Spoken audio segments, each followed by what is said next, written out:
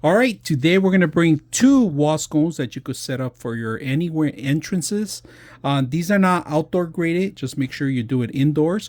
Now, they do come with the home traditional plug, but you can remove this and add it a permanent place, your permanent fixture, if you add your own electrical work. Now, to pair these, you are going to turn them on both on, and you gotta have to hold on to the setup button for a couple seconds. As soon as they flash, you're able to control with the actual remote. Now, on top of that, if you lose the control and you want to change the light, you can actually turn them off and on, and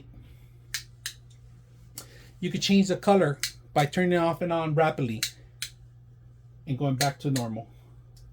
So just in case you lose a remote, that's another way you can change them.